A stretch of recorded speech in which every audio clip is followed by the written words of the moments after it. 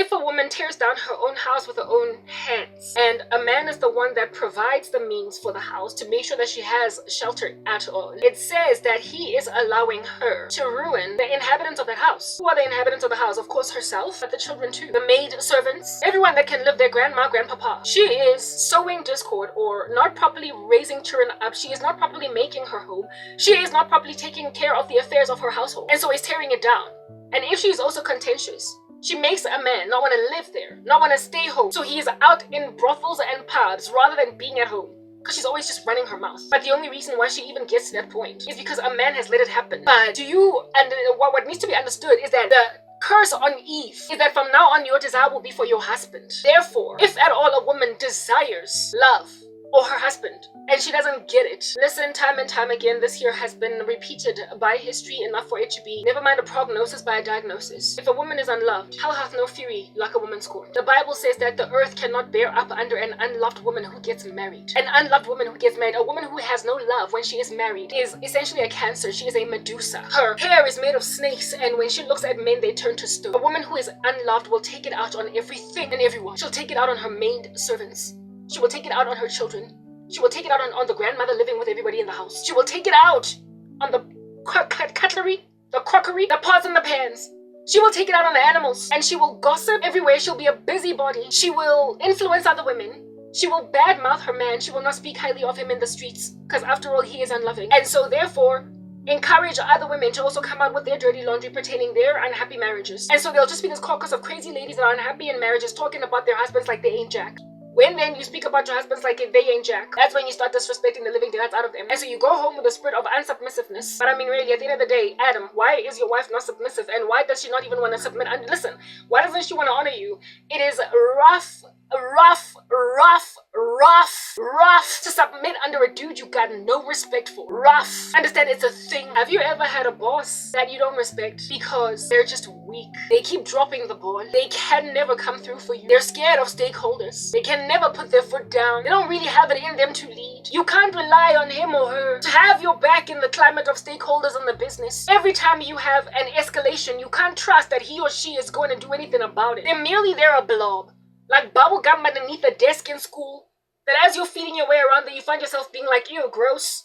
Somebody arched and split their bubble gum out and put it underneath the desk. Next thing I got Bill Hazy. All they are is that sticky thing underneath your desk that you don't want to touch, but it's there anyway, and in very close proximity to you. That's what a boss that you don't respect achieves. They gather a salary, you don't trust them. You're bigger and better than them, you're stronger. You trust yourself to get things done more than them, but if you go over their heads, you might be called in for insubordination. You wish you could speak to the senior manager yourself. You wish you could speak to the GM yourself. You wish you could go directly to the CEO, because you know you're going to get the message across in a way that's going to be, grabbable, runnable with. But you can't go over your boss's head, so you have to lean on this person that's going to drag their feet, twirl on the spot, kiss a whole bunch of buttock, come back with nothing, hollow note and ash. But listen, you are earning twice my salary. I don't know why you're my boss. So what do you end up doing when you have no respect for your boss, when you can't trust that they're going to come through for you? You stop reporting matters to them.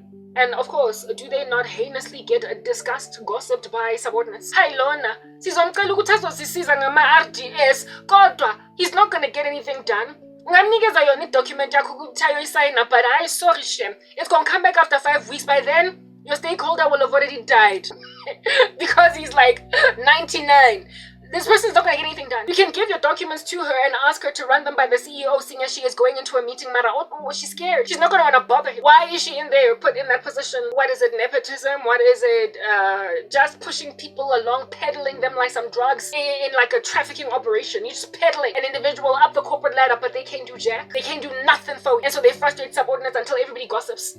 Everybody gathers and sins heinously against God in the canteen to speak about how this boss guy, listen, our whole department is gonna flunk because he can't get a single thing did. You might, in his face or her face, smile like you're on candid camera. You might smile and say, oh, boss and Jenny, hi, morning. You know, like the annoying morning when you walk into the office, morning, like you got a flu. You might, that's all that he or she is good for. Morning, all nasally like it's flu season.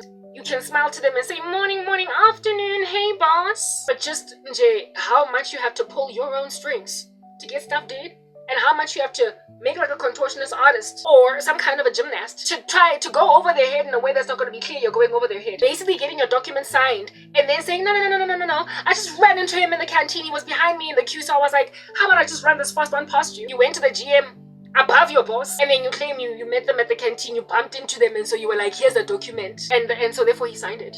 And to make all different kinds of excuses to explain why you had to go over the head, otherwise you ain't gonna get jacked down, jail, and a bag of chips. Yeah, well, if at all you've ever dealt with a boss you have no respect for because they drag their feet, they don't know their job, you're better than them at the job, but you don't want to go down for insubordination, you will know what it's like to be in a relationship with a man that you don't respect because he is just weak.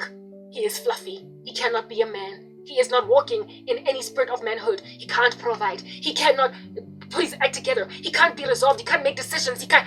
When you are here, you're on the ball. You're on the ball. You're like Ebatung women in black culture. Shem, you know that's a thing. You date a guy at the age of 16 and he's like 20. And when you're still in a stuffy of a school uniform, up and downing in these streets, hopping on them like a kangaroo, you don't see that your boyfriend just don't make no sense. He's driving around the gassy, partying, boozing it up, buying you savan, and you date him from 16, 17, 18, 19, 20. Yeah, but you see, 18 you matriculate, and when you turn 20, actually he's 24. You matriculate at 18, you then 19, first year, varsity, you're studying BCom accounting. It then dawns on you that, listen, my boyfriend usebenza at Dimension Data. My boyfriend usebenza at YTE. My boyfriend works at YTE as a casual. And I met him when he was 20 years old, when I was still in high school. And I didn't even ask him, what do you do for a career? But he was paying for my booze. He was working some job, and he appears to still be kind of working that same job. But now you're like in first year varsity and you start to crease your forehead and be like, what does my boyfriend do exactly? But he's still paying for your booze. After all, you're a student. So, I mean, if you're a student, you're still poor, you're still broke. But listen, you are on a CA track. You're going to be a chartered accountant one day. But hey, your boyfriend is working at Dimension Data. Call center, pushing pay. He's still boozing it up a storm. You're still drinking it up a storm. It's still fun. Everybody's cute. Everybody is very pretty. And everybody is naive. And then you get to second year. And then you get to third year. And your boyfriend is still working in the call center. He's been able to pay your way, etc. We get it. But where's the ambition, and what are you doing with a guy when you're an academic that's not even trying to push him some business idea? If he doesn't want school, he doesn't have to love school, but he's with a woman that's one day going to be coining it big time. So dude, open us pazanyana. Small to medium enterprise. Let's see if you have it in you to be with a woman with my kind of mind and with my kind of future. Push something. See if you can't like get out of the call center and then get a promotion. Let's see if you can't ask for questions. Let's see if you can't register at varsity part-time. Since I get a man must make a plan, you gotta have money. So you can't go to school full-time like I'm there full-time. Parents are paying for me. Then go part-time. Register part-time, boy. You need some Vits Plus. There's so many options. And this guy is just still like, yeah, but he's paying for your booze in the club. It gets concerning. You're in third year now, right? Okay, now you graduate and he's at your graduation. But you see, then he starts to become a little bit passive-aggressive. He's no longer sweet doting over you the way that he was when you were in school uniform. Now that you've got a degree and he doesn't, and he's still in the call center. You then get your honors and then you work your first job, and now you're starting to make money that is very close to what he's making. And then in just 2 years of your employment in corporate South Africa, you have already excelled above him. What in the world? Now it's clear that, girl, you're dating beyond you, beneath you. And then because you're in love and you've been with him, high school sweetheart, you've been with him since you were in high school, even though he was out of school, you try to build him. You then tell yourself you're going to penal beat him, like, I might teach him. And then you start giving him counsel. Baby, don't you want to go back to school? Don't you want to do this? Oh, you want to start a business? Don't you want to do this? And then you spend your life just striving and striving to try and create ambition in a man that just doesn't have it, and that just won't listen to you as a woman. And then you realize that he's a pipsqueak in comparison to you. He's Stuart Little. He is tiny. It then becomes, then at that juncture, where you stop being the girl that he's buying booze in the club and starts being a man that you literally are trying to make fit like some skinny jeans. You're trying to make him fit. And in so trying to make him fit, what do you start doing? You start emasculating him. I mean, what kind of a man is content with these women being so much stronger? I need a man that is going to be as ambitious as me. I need a man that's this. Yeah, you sound like you're the crazy one now as the woman, right? As the woman, you sound like you're emasculating a dude. And indeed you are. You are now speaking to him like, what am I going to do with you? When he was paying for your booze, it was aha all the way. And you looked up to him. He was like a big fat chunky King Kong. He was a beast. But now that you are all grown up and now making more money than him, while you try everything in your power, listen, I've been there before. You try everything in your power. Everything. To not emasculate. You try not to disrespect. But when a person is moving at the pace of a snail while you are leaping like a kinky clip springer in the wilderness like a gazelle, when you're going from mountain to mountain like a leopard, what in the world? And your man is just taking these little baby steps like a sloth. These tiny little baby steps like a tortoise. These tiny little baby steps like a little dodo. He's so ancient and so endangered or even entirely extinct. You will start to become Mommy. You will yell and you will scream. You will look at your biological clock. He'll be 28, you'll be 24. And you will be a beast in comparison to you. You will, in spite of how small he is in comparison to you, still insist on him marrying you. You will literally insist on him taking out ilobola. Like, hey, wanting to marry a guy that you can't respect, but somehow you figure since you've been together since high school, I mean, you know, you gotta be with him. Yeah, but it's really rough to respect him, and it's really rough not to emasculate him. It's you're trying not to sound condescending, but you just can't help it. Yeah, well, I mean, God made Adam first. He's supposed to lead. He's supposed to run the show. He's supposed to be with the ambition, and he's supposed to provide. He's supposed to build a home, a house, well, that you're gonna make a home out of. And when then he drags his feet in the climate of a very ambitious woman that even though she wants to be the wind beneath his wings, Eve, it is written in God's word when Adam was being, when she was being fashioned, that it is not good for man to be alone, therefore I will do what? I will make a helper suitable for him. She's supposed to help him. She's supposed to be a voice of reason, a counselor. She's supposed to basically be wind beneath his wings.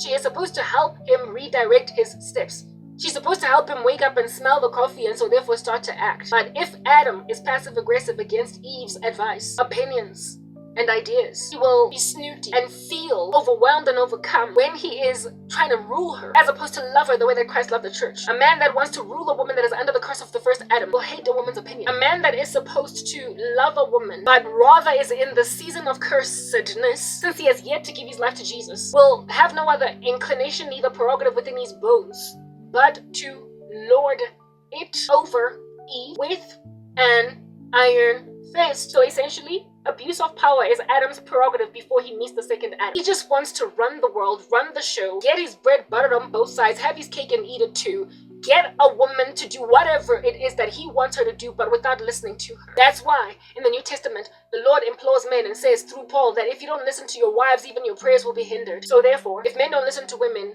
problems come in, because women were made to be counselors. They were made to be wind beneath wings. They were made to spot things that perhaps are points of suggestion, and upon tabling them, men were supposed to deeply consider them as opposed to despise them. But when you are under the curse of the first Adam, you will want to lord it over her with an iron fist until you think her opinions don't mean jack. So therefore, what we do as women on the come up is typical to the curse. Eve, your desire will be for your husband, no matter what, even when you start to notice that a guy does not make no sense for you. But you will do that which Eve was made to do. Try to be a helper suitable to a man. Baby, don't you want to do this? Don't you want to try that? Baby, but like, okay, let's do this. Let's go be a power couple. You will work really hard to try and build this man, but seeing as he is suffocating under the curse of the first Adam, just as you are suffocating under the curse of the first Eve, honey, this man will reject all of your counsel for no other reason but the fact that a woman is speaking. After all, he must rule you. That's his curse. He will just rule you. He will just want to rule you and not have to take any advice at all. He will imagine that you are not only emasculating him, but you're trying to step on his toes and overwhelm his turf. No respect, neither appreciation for the fact that you get to recommend what ought be the next steps. And he ought, upon you recommending it, deeply consider it, and then maybe perhaps employ it. And if he doesn't employ it, he owes you an explanation as to why he doesn't think it's the course of action, but he does not get to just ignore you. But we keep getting ignored.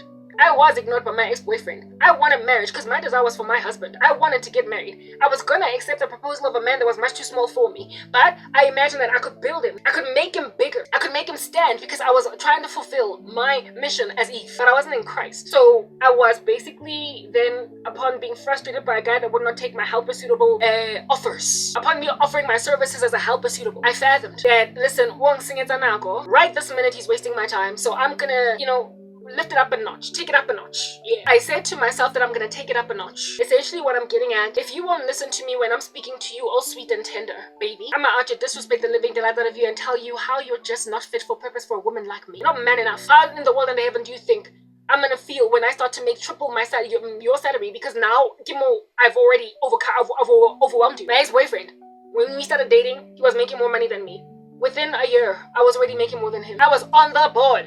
He was a sloth. And I was yet to get my degree. I tried to counsel him gently until I just became flat out disrespectful. That's what happens when you tolerate Jezebel, but also when you don't love Jezebel. That's what happens when you tolerate Jezebel, but also when you don't love Jezebel.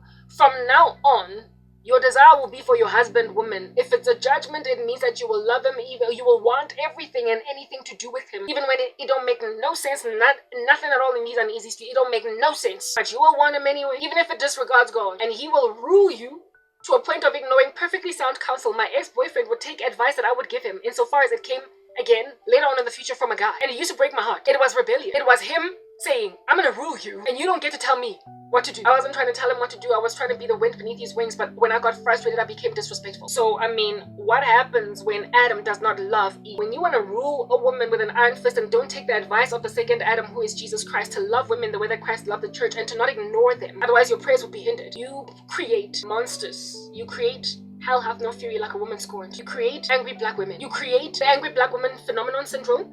You create women that are bitter, and because they're bitter, because of not getting love, they gossip, they bicker, they gather together in caucuses to speak smack about men. Therein lies the birth of feminism. They get emboldened in their little feministic caucuses, and then they feel like it's okay to then go on bulletin boards and speak about men being nothing at all to write home about. The feministic movement is out here getting fangs. It's bubbling like a brook. It's bubbling like an effervescent tablet inside some water like Corenza Sea.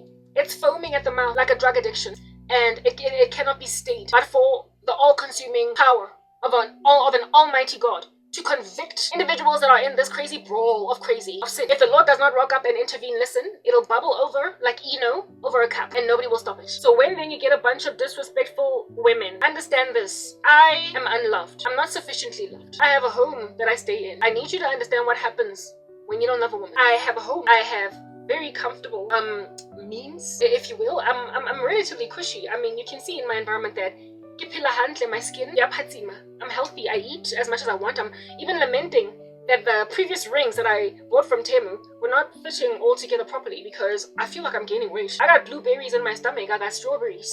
My cheeks are fresh, and my skin has retinol on it. That's why I look like I don't age. I'm essentially catered to my needs, basic needs, but I don't have love.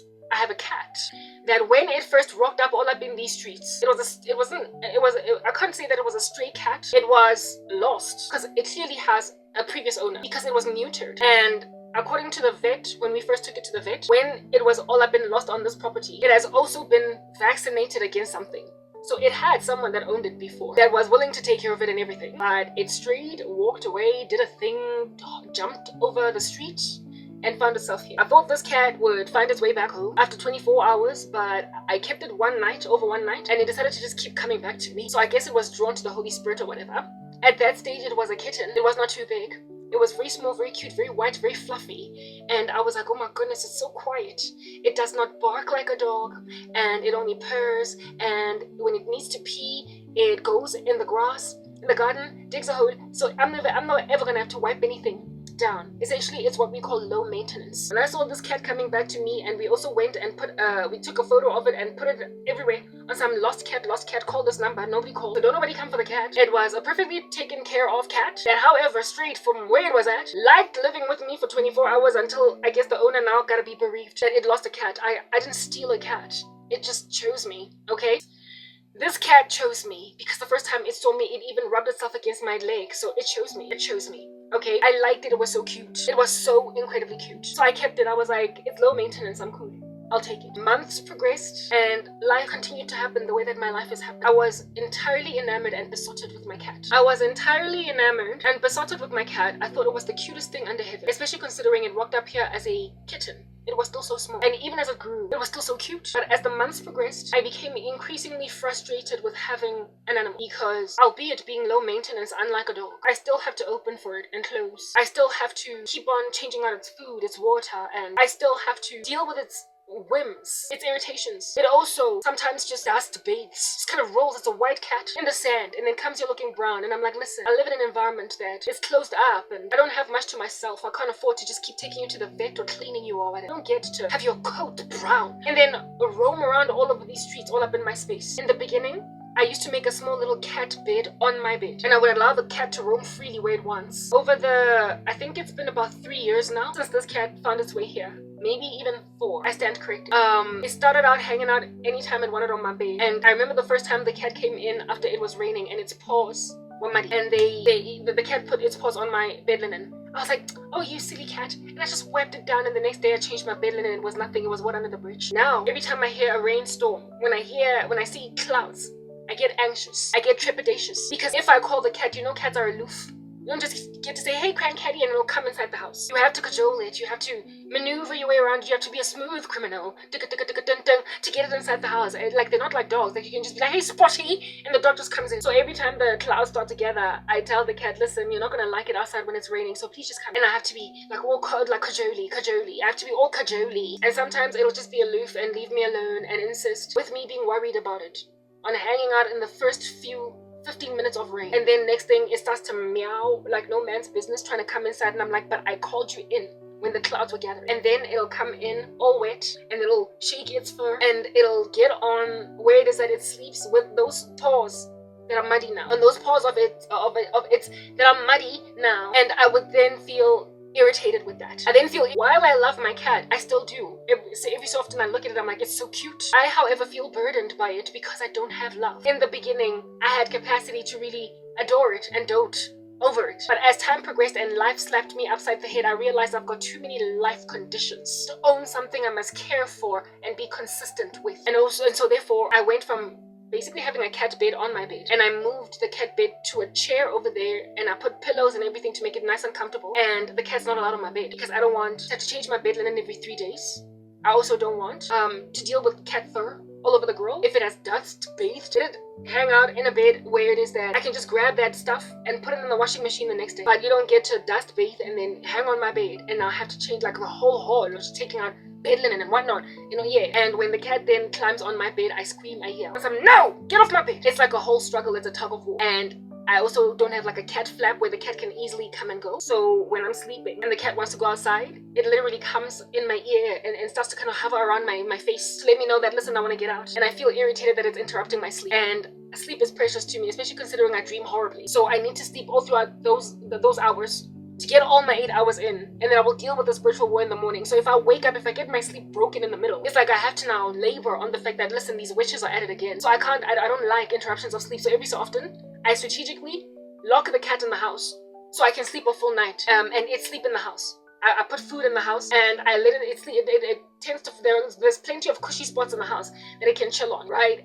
So I've got water and everything for it in the house. I make sure that the cat is safe, but just the fact that I have to consider it, and sometimes I would, upon being irritated and being really spiritually afflicted, like as in really spiritually afflicted, I'd be like, I don't even know why I have a cat. Except when this cat arrived here the first time, I was like, wow, this cat is so cute, I like it. I was enamored and fascinated with my cat, and now I still like it, but I like it a lot less on days when I'm especially spiritually abused. When I've got so much spiritual war that I am writhing through, I can't stand my cat, and I end up feeling really guilty for yelling and screaming at it, because I feel like, listen, I am too bereft, too beleaguered, and too afflicted to have an animal. You're too much. But while I feel like the cat is too much, I would never throw it out on the street. I would never leave it out on a limb. I would never lock it outside. I would never let it just keep meowing outside and not let it in. I would never get to a point of so much neglect or abuse where it is that I would ignore my cat meowing outside and say, I'm not letting you in because I just let you out. I would never let it endure the rain. When it starts to rain,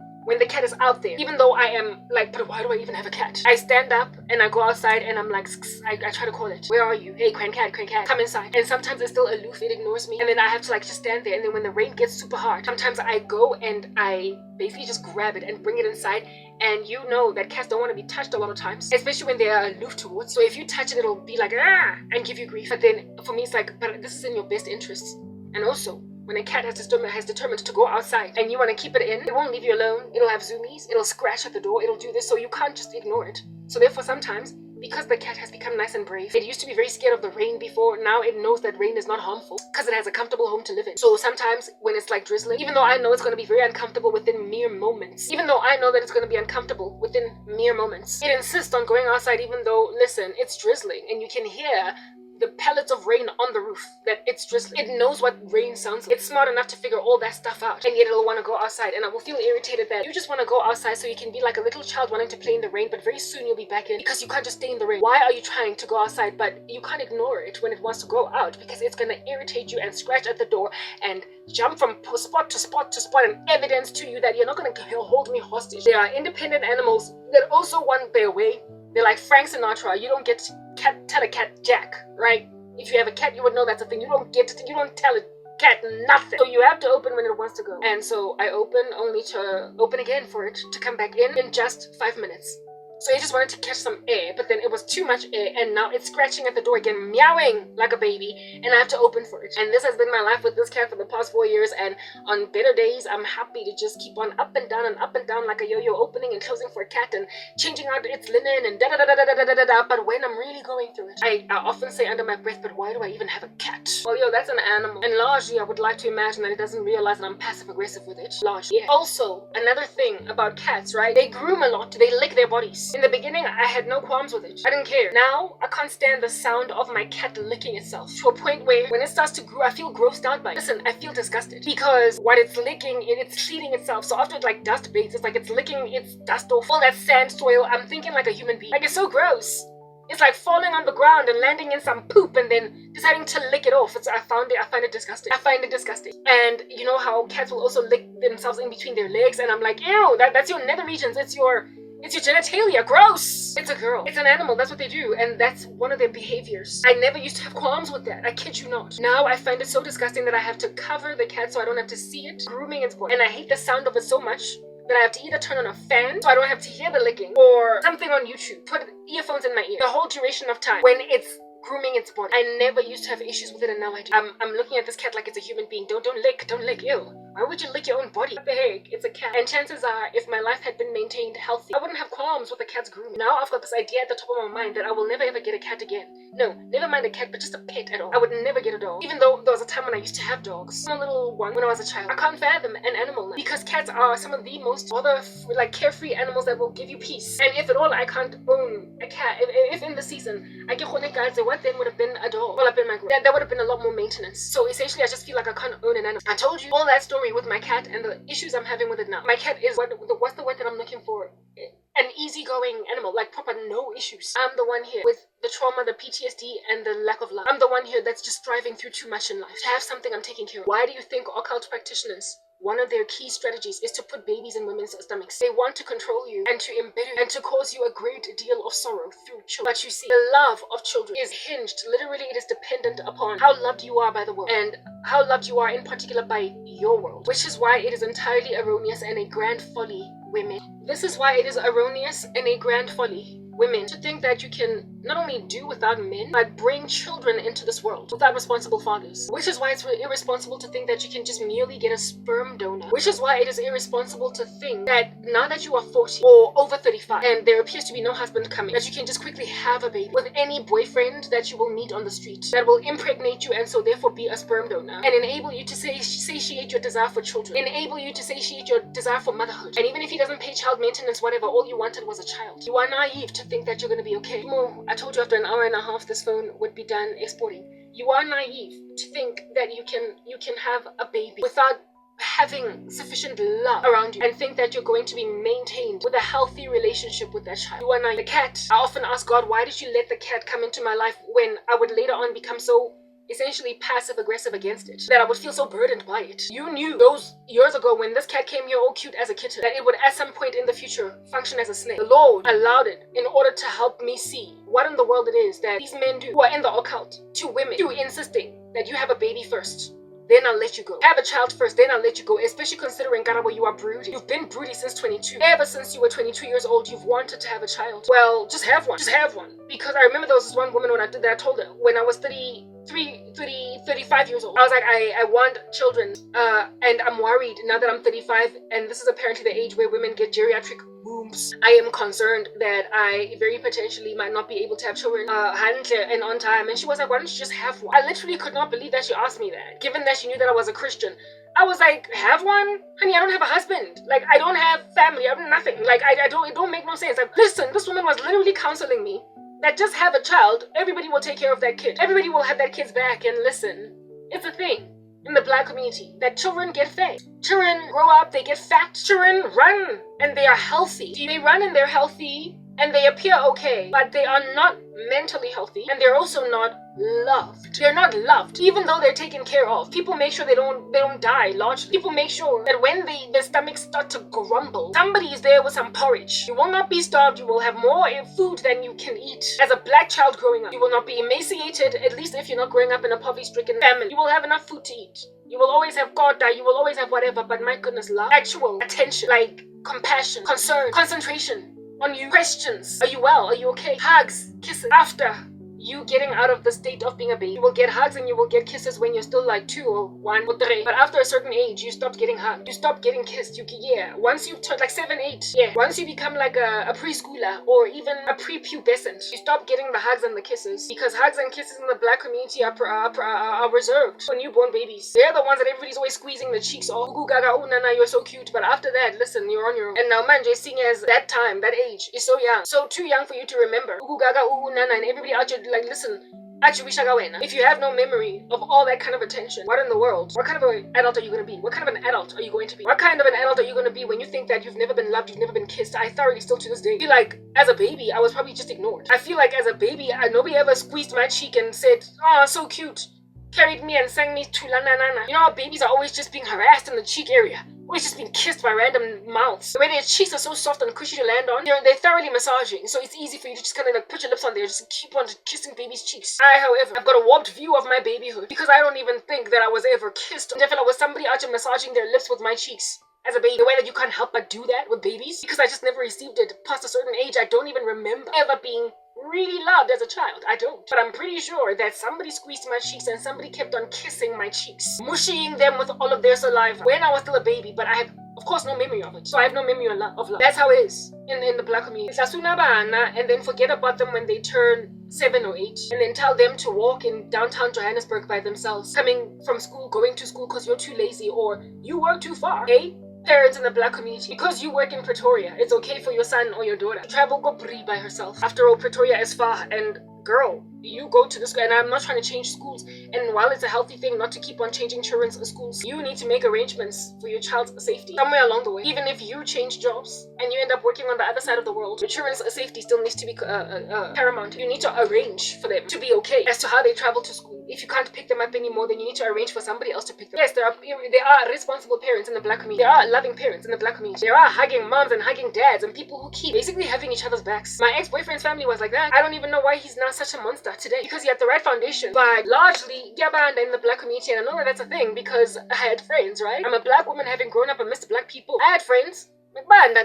Siblings never used to hug each other, hold hands, like have each other's backs, call each other all the day long, how you doing? Moms and dads did not kiss their children when they came back from school, coming into their vehicles. Like, none of that. Like, just a very strict tone to the way that children are spoken to, but no love. And if at all you are giving children strictness with no love, that's just a disciplinarian without love. That's a taskmaster. That's your boss. That's not your dad or your mom. It's your boss. It's your slave master.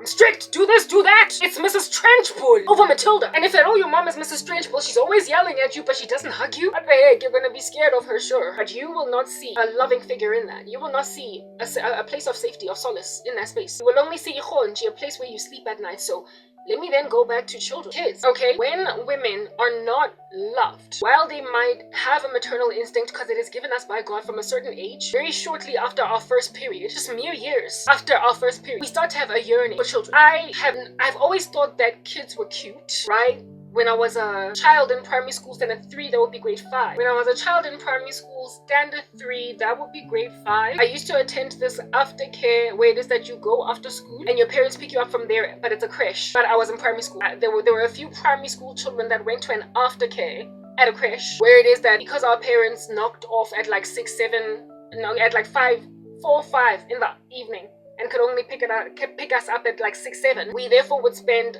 the afternoon at that aftercare instead of at school, because at the aftercare we got fed and whatnot, you know, the whole night. It's funny because the aftercare was next door to my house. My mother didn't trust me with the house keys because I'd lost them a couple of times, so I used to attend an aftercare as opposed to go home. And I did not go home when my mom came home. I went home when my older sister, who was in high school, came home.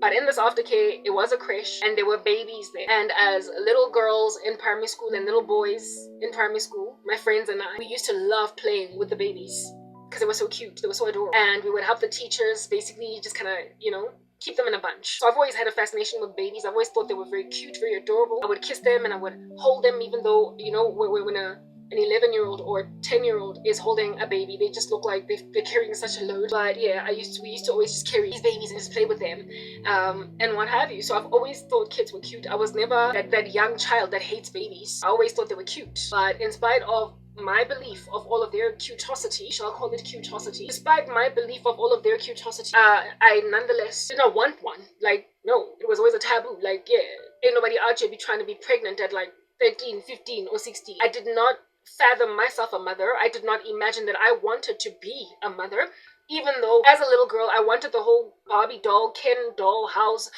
the whole family thing with the picket fence. It was always just something that I wanted, but I never had like a maternal desire, like just a strong desire to have like a whole bunch of children, type establishment thing. But then I turned, I think like maybe like 19, right? And like from like maybe 18 years old to 19 years old, I started my first period when I was first day of high school was my first day on my period. Like, it was the worst. Like, do not ruin my day. Like, I'm trying to impress here, okay? Yeah, I was 13 years old going on 14. That was when I started my period. And 5 years later, I had my first inkling of a maternal instinct. I was 5 or 6. I wanted 7 children. It was just this weird number that I kind of pulled out of a hat, like a rabbit with a magician. Like 7. I just wanted 7 kids. And this happened when I was like 19. Right? When I was around 18, 19 years old, I had my first inkling of a maternal instinct, knowing that I want children. But it would become especially gnarly, like a knocking, beastly, like person in the night that is stuck out in the rain, like just knocking really hard. It started to knock really hard on my door, this maternal desire, if you will, when I was 22. You know, I really don't want to be distracted doing this thing. I feel like I can do it. I want to focus on what I'm doing right now because it's not even an urgent. It's this thing that I want to do. I just want to focus because this phone it's challenging me because of how much it glitches every so often, so I don't want to be distracted. It started to knock all up in my grill when I was 22 years old, when I dated the first guy that I thought could actually be my husband. All the other guys that I dated, okay, there was only one guy that I dated, my first love, that maybe I could have thought of in that fashion, but I was so young when I dated him. I was 16 turning 17, so I mean, I didn't see a husband in that, just what I thought to be a boyfriend that would not linger on. But after him, nobody else came that I could feasibly look at and be like, this could be my husband, right? After my first love, the guy who broke my virginity, I did not see anybody working up out of like a bat out of hell that could potentially fit this role until I was 22. And I met the guy that I would then date for like 5 years, and he was the first person after that other guy that I could feasibly see, like I said, being my husband. And when I started dating this guy at the age of 22, then that maternal instinct that was ever so slight, very slight, just became this like knocking monster at the door. And I was like, whoa, I want kids. And I started being fascinated with like baby magazines, baby pictures. When we were dating, I would like, there was this application where it is that you could feed your photo, feed his photo, and then out pops like what your baby would look like.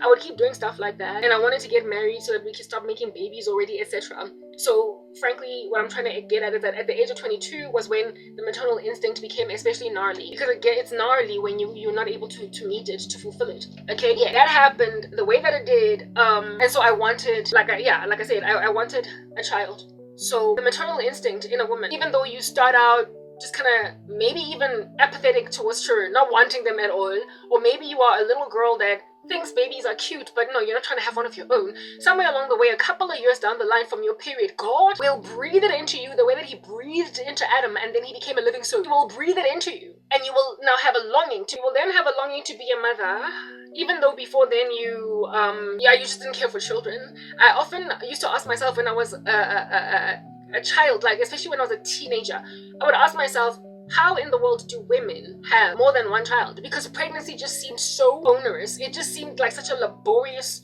process. It was so taxing that I was like, how do women have 2, 3, 4, 5, 6, 7 babies? How are they pregnant so many times? This thing just seems like it's just so taxing on the body.